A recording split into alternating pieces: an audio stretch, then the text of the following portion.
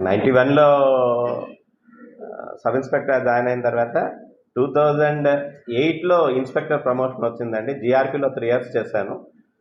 తర్వాత 2011 and 12 2 years as a inspector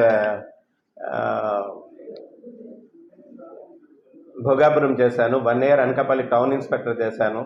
తర్వాత టెక్కలి ఒక 9 months చేశాను. 2014 నవంబర్లో ప్రమోషన్ వచ్చింది. ప్రమోషన్ వచ్చిన తర్వాత 3 years ట్రాఫిక్ డిఎస్పీ శ్రీకాకుళం చేశాను. ఆ శ్రీకాకుళం ట్రాఫిక్ డిఎస్పీగా చేసే టైంలో అప్పుడు టీడీపీ గవర్నమెంట్ టైంలో ల్యాండ్ స్కామ్స్ మీద సిట్ ఏర్పాటు చేశారండి 2017లో. అందులో నేను కూడా one of the team member. నేను కూడా అప్పుడు చాలా రిపోర్ట్స్ అవి కూడా పకడ్బందీగా అప్పుడు ఇన్వెస్టిగేషన్ చేసి సబ్మిట్ చేయడం జరిగింది. అట్లాగే తరువాత 2017లోనే నేను డిసెంబర్లో ఇంటెలిజెన్స్ డిఎస్పీగా ఇదే వైజాగ్ రూరల్ మన జ్యూరిడిక్షన్ ఏదైతే ఉందో అక్కడ కూడా చేయడం జరిగింది. అది అయిపోయిన తర్వాత 2019 నుంచి ఈ ఎలక్షన్ ముందు వరకు ఫిబ్రవరి వరకు కూడా నేను ఇదే జిల్లాలో ఎస్సీ ఎస్టీ సెల్ డిఎస్పీగా సర్వ్ చేయడం జరిగింది. మళ్ళీ ఇక్కడికి రావడం అయితే నాకైతే చాలా ఆనందంగా ఉందండి.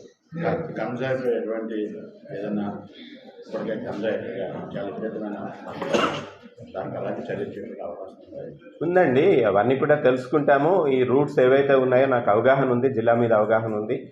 నేను ఏజెన్సీ కూడా చేయడం, చింతపల్లిలో కూడా ప్రాక్టికల్ ట్రైనింగ్లో కొద్ది రోజులు ఉండడం, తర్వాత ఏరియా పోలీసింగ్ స్కీమ్స్ అని అప్పటి గవర్నమెంట్ టైంలో చేసిన ఏజెన్సీ మీద కూడా నాకు కాస్త అవగాహన ఉంది.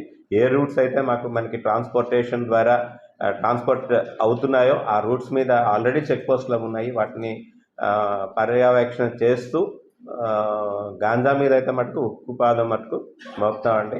అలాగే కన్జంప్షన్ ఏదైతే ఉందో ఆ కన్జంప్షన్ మీద కూడా కాన్సన్ట్రేట్ చేసి వాళ్ళని డీ అడిక్షన్ సెంటర్స్లో చేర్చి వాళ్ళని తిరిగి దానికి దూరంగా ఉండేటట్టు చేయడం.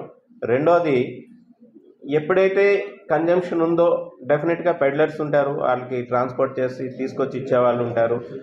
వాళ్ళ మీద, అలాగే ఎక్కడి నుంచి అయితే ఈ సోర్స్ ఉందో ఆ సోర్స్ను కూడా పట్టుకొని వాళ్ళ మీద కూడా యాక్షన్ ఇనిషియేట్ చేస్తాం.